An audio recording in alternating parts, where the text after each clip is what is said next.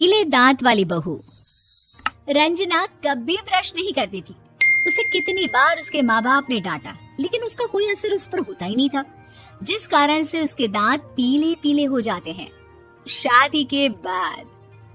अरे बहू, वैसे तो तुझ में कोई कमी नहीं है, पर तेरे दांत इतने पीले कैसे हैं बेटा?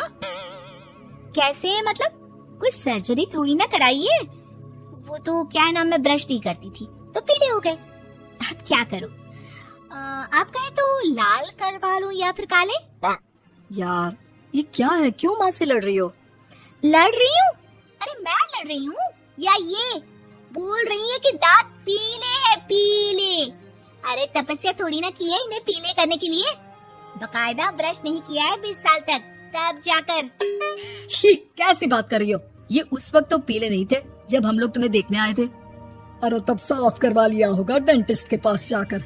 अब देखो कैसे पीले पीले लग रहे हैं। रंजना सास की तरफ गुस्से से देखती है। फिर शुरू हो गई पीले पीले पीले। अरे पीले तो तब भी थे जब मेरे हाथ का रसगुल्ला उड़ा उड़ा कर खा रही थी और बोल रही थी, लड़की नहीं गुणों का खजाना दे रहे हैं भाई साहब आप। खैर, अब वो लोग करते भी तो क्या करते, पीले दांत वाली बहू पल्ले पड़ी थी तो झेलना तो था ही।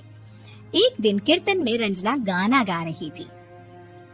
अरे कमला बहन, माँ का द्वार है, यहाँ तो सब शुद्ध होकर आते हैं, फिर अपनी बहू को ब्रश भी नहीं करवाती तुम। दूर से पीले पीले दांत भक्ति में बाधा उत्पन्न कर रहे हैं।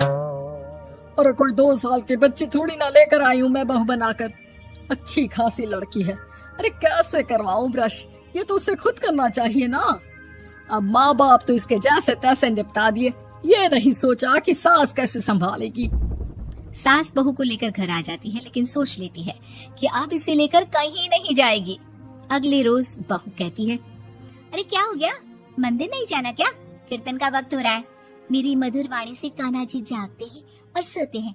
आप तो जानती है ना उनकी भक्ति में कितना मन लगता है मेरा। वो क्या है ना, तबीयत ठीक नहीं लग रही है मेरी, आराम करूंगी मैं।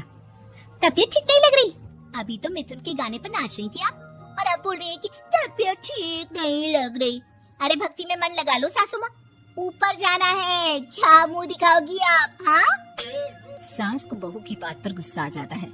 मैं क्या मुंह दिखाऊंगी, इसकी चिंता तो ना कर, समझी? अपने मुंह की चिंता कर, जो ये पीले पीले दांत लेकर हर जगह पहुंच जाती है। पता है लोग कितना मजाक बनाते हैं। ना जी ना, मैं नहीं जाना कहीं तेरे साथ।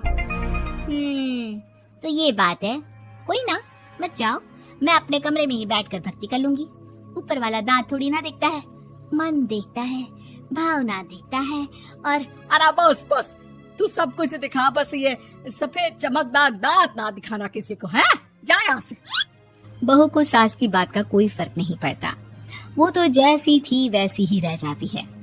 सुबह नहाकर किचन में खाना बनाना, फिर खाना खाना, कीर्तन भजन करना और सो जाना।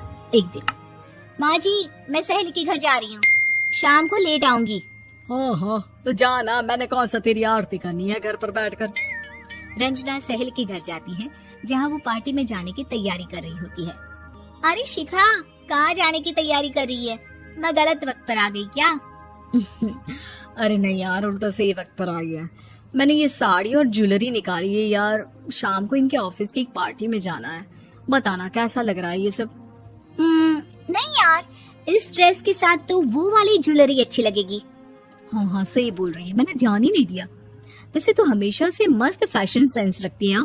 तो बड़ा जाती होगी ना पति के साथ पार्टी में। रंजना कुछ नहीं बोलती, बस सोचती है कि यार काश ये बात सही हो जाती, पर मैं क्यों नहीं जाती पार्टी में?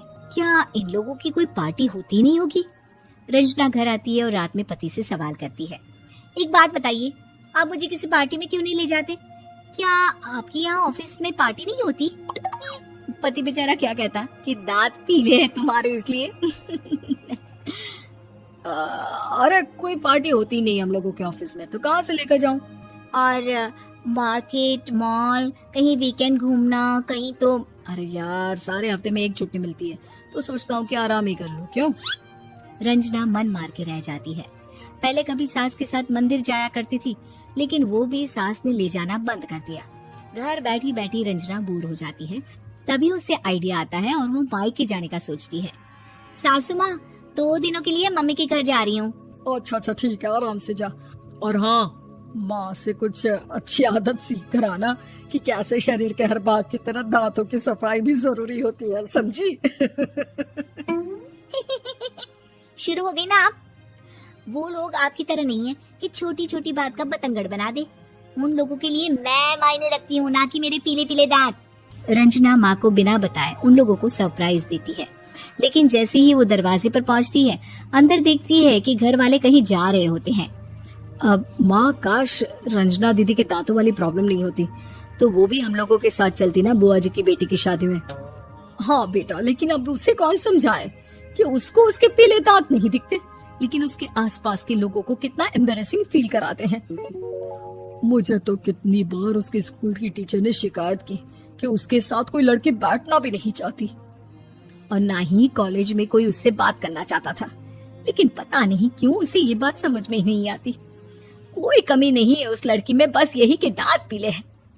वो तो भला हो जीजा जी और उनकी माँ का, जो दीदी को जैसी है वैसे ही रखा हुआ है। रंजना को अपने घर वालों की बात सुनकर बहुत दुख होता है। वो सोचती है कि वो क्या करे, लेकिन फिर वो सीधा डेंटिस्ट के पास जाती है, अपने दांत चमकाती है और कसम खाती है कि वो रोज ब्रश करेगी। अरे क्या हो गया, तुम तो 2 दिनों के लिए गई थी ना, पर कोई ना, अच्छा है चलो आ गई तो।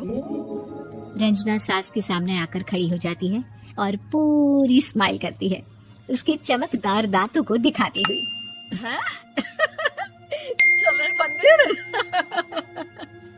माँ, मुझे माफ कर दीजिए, मैंने आप लोगों को बहुत एम्बैरेसिंग फील करवाया। मैं आज से रोज ब्रश करूंगी।